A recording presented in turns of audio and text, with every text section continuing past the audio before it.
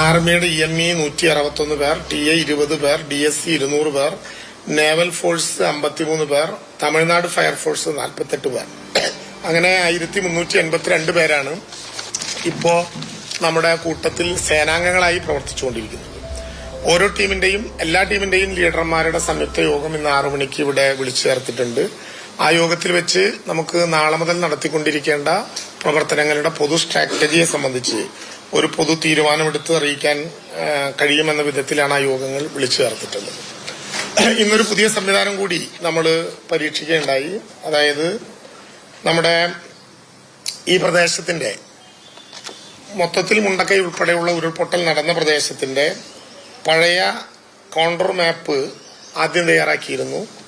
അതിനുശേഷം ഇപ്പോ ഡ്രോൺ ഉപയോഗിച്ചുകൊണ്ട് പുതിയ സ്ഥലത്തെ കോണ്ടർ മാപ്പ് കൂടി തയ്യാറാക്കിക്കൊണ്ട് ഓരോ റീജിയന്റെയും ഹൈറ്റിലുണ്ടായ മാറ്റങ്ങൾ പ്രത്യേകമായി കണക്കാക്കി നേരത്തെ ഉണ്ടായിരുന്ന മാപ്പും ഇപ്പോ മണ്ണും കല്ലും ചെളിയും ഒക്കെ വന്നുകൂടിയ മാപ്പും തമ്മിലുള്ള ഉയര വ്യത്യാസം പ്രത്യേകമായി മാർക്ക് ചെയ്തുകൊണ്ട് ഏത് ഏരിയയിലാണ് കൂടുതൽ അവശിഷ്ടങ്ങൾ വന്നു ചേർന്നിട്ടുള്ളത് എന്നതിന്റെ കൂടി കണക്കിലെടുത്തുകൊണ്ട് ആ ഭാഗത്ത് തിരച്ചിൽ ശക്തമാക്കുക എന്നൊരു പരിപാടി കൂടി ഇന്ന് ഉച്ചയോടുകൂടി ഫംഗ്ഷൻ ചെയ്യിച്ചിട്ടുണ്ട്. ഇതിനോടൊപ്പം തന്നെ ബിൽഡിങ്ങുകളെ സംബന്ധിച്ചിട്ടുള്ള GIS മാപ്പ് കൂടി തുലനം ചെയ്തുകൊണ്ട് കൂടുതൽ വേഗതയിൽ ആ പ്രവർത്തനങ്ങൾക്ക് നേതൃത്വം നൽകാൻ കഴിയും എന്നാണ് ഞങ്ങൾ വിചാരിക്കുന്നത്.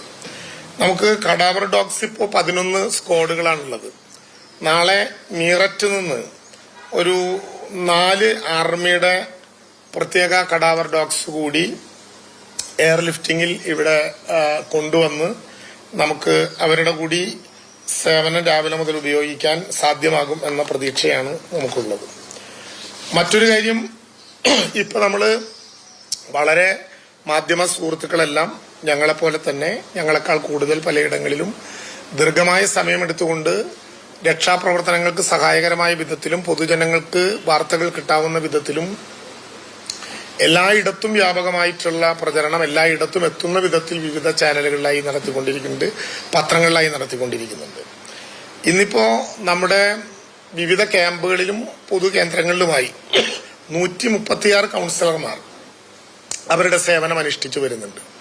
വല്ലാത്ത മാനസിക വ്യതയോടുകൂടിയാണ് ക്യാമ്പുകളിലുള്ള ആളുകളെല്ലാം നിലനിൽക്കുന്നത് എന്നുള്ളത് കൊണ്ട് തന്നെ കൌൺസിലർമാരുടെ സേവനം എല്ലാ മേഖലയിലും കൂടുതലായി ഉപയോഗിക്കേണ്ടി വരുന്നുണ്ട് എന്നാണ് മനസ്സിലാക്കാൻ കഴിയുന്നത്.